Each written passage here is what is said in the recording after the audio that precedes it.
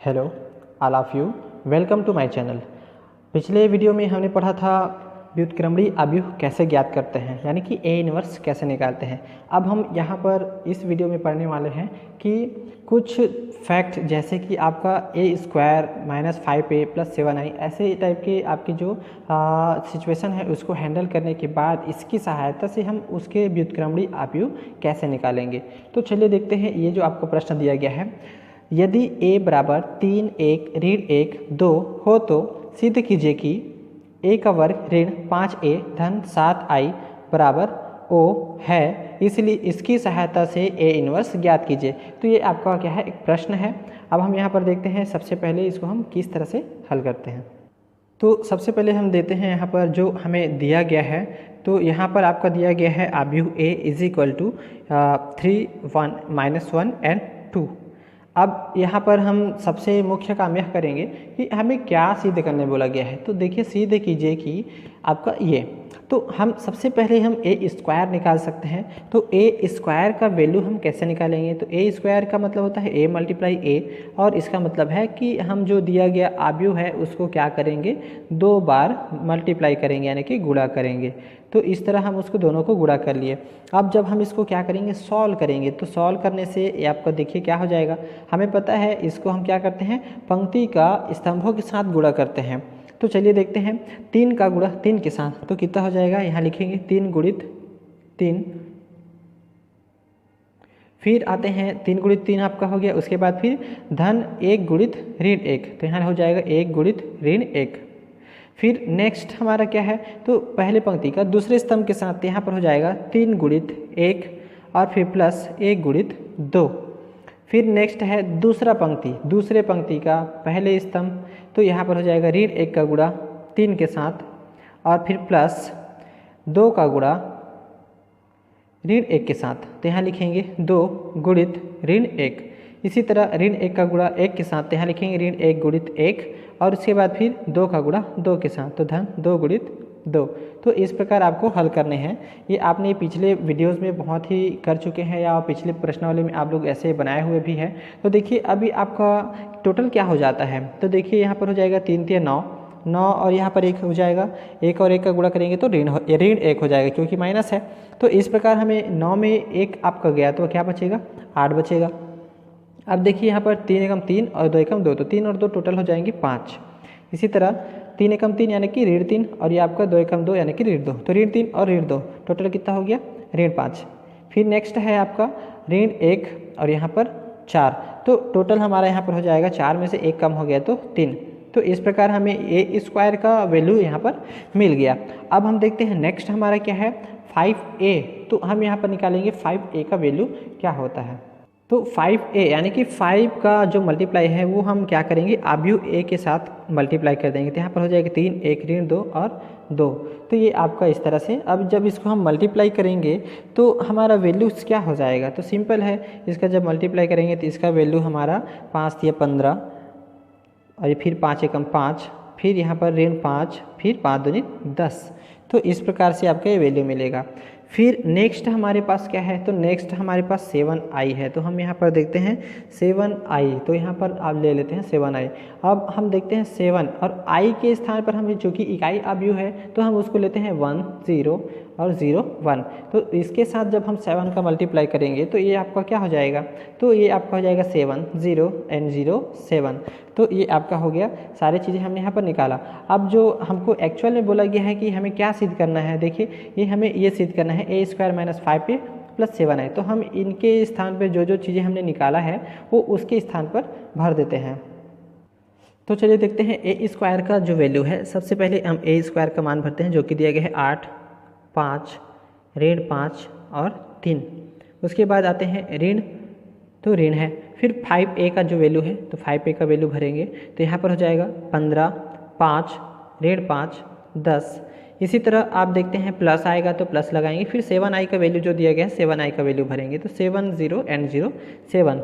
अब हम यहाँ पर इसको टोटल क्या करेंगे, क्योंकि यहाँ माइनस और प्लस है तो प्लस माइनस करते हैं, तो एक साथ हम यहाँ पर कर सकते हैं। तो यहाँ पर हमारा क्या वैल्यू हो जाएगा, तो यहाँ पर हमारा हो जाता है 8, चूँकि ऋण है इसलिए ऋण 15।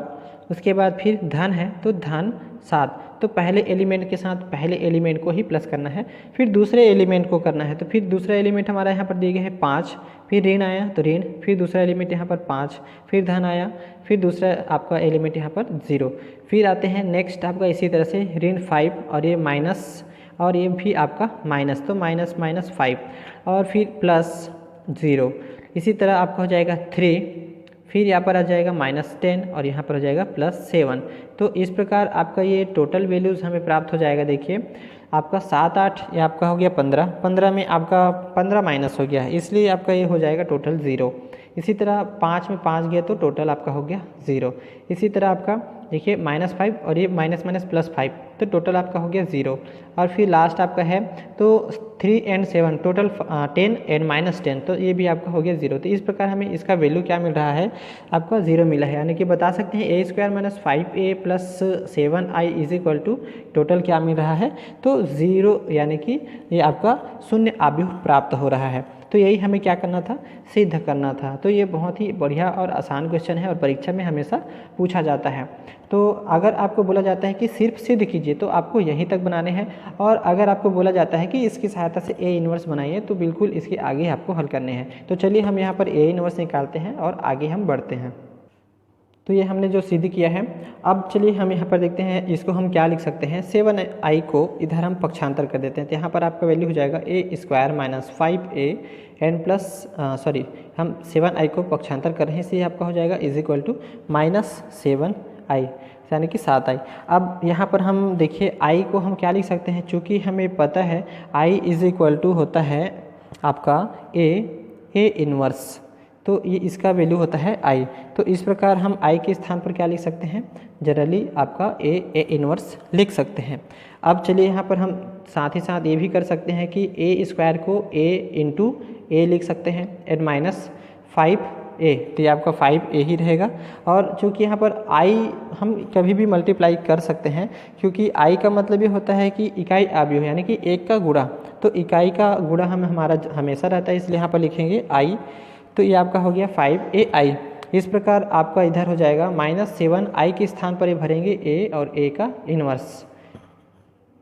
इस प्रकार यहाँ पर देखिए आपका क्या हो जाएगा, हम यहाँ दोनों में से दो आपका यहाँ पर दिया गया, इसमें से a को कॉमन ले सकते हैं। तो a कॉमन लेने से यहाँ पर बचेगा a और माइनस यहाँ पर a बाहर निकल चुके, इसलिए आपका बचेगा 5i = -7a इन्वर्स। तो a और a दोनों साइड में आपका क्या है, इक्वल है, इसलिए आपका ये हो जाएगा, आपका कट जाएगा। तो यहाँ पर लिखेंगे a - 5i = आपका -7 और a का इन्वर्स। फिर हम इसको आगे कर सकते हैं, तो इसको किस प्रकार से करें, तो हम इनको इधर पक्षांतर कर देते हैं और इन सबको इधर ले आते हैं। तो इस प्रकार हमारा वैल्यूज़ क्या हो जाएगा, तो देखिए माइनस से इधर आकर ये हमारा हो जाएगा +a इन्वर्स +7a इन्वर्स, और यहाँ पर हो जाएगा आपका ये -5i है जो 5i, यानी कि +5i और -a हो जाएगा। अब इन सभी की जगह में हम वापस एक बार वैल्यू भरते हैं। तो चलिए यहाँ पर हो जाएगा 7a इन्वर्स = ये आपका 5, और i के स्थान पर हमें पता है उसका इकाई मान है, इसलिए आपका लिखेंगे 1001 इकाई अवयव के स्थान पर। फिर आते हैं ऋण a का जो वैल्यू हमें बताया गया है वो है 3, 1, -1 and 2, तो ये हमारा a अवयव है। अब चूँकि यहाँ पर देखिए 5 का मल्टीप्लाई करने के लिए दिख रहा है, तो हम यहाँ पर पहले मल्टीप्लाई कर देते हैं। तो यहाँ पर हमारा वैल्यूज़ क्या हो जाएगा, 5 का हो जाएगा 5, 0 and 0 फिर से 5। तो इस तरह जब 5 का गुणा करेंगे तो 1 के साथ होगा और इनके साथ 0 हो जाएगा। फिर ऋण 3, 1, ऋण 1, 2।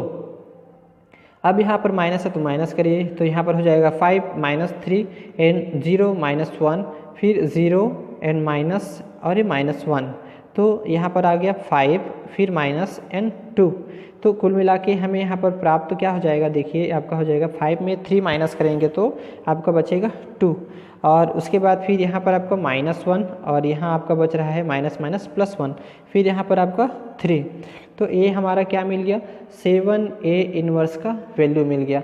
अब हमें निकालना है a इन्वर्स, इसलिए हम 7 को यहाँ पर क्या करेंगे, दूसरे साइड में आपके उनके हर में गुणा कर सकते हैं, यानी कि जब इसको इधर लाएंगे तो हमारा वैल्यू हो जाएगा a इन्वर्स = 1/7, और इधर हमारा है अवयव 2, -1 and 1, 3। तो ये हमारा ए इन्वर्स का जो मान है, तो हमने यहाँ पर ए इन्वर्स ज्ञात कर लिया और ये हमारा क्या है आंसर है।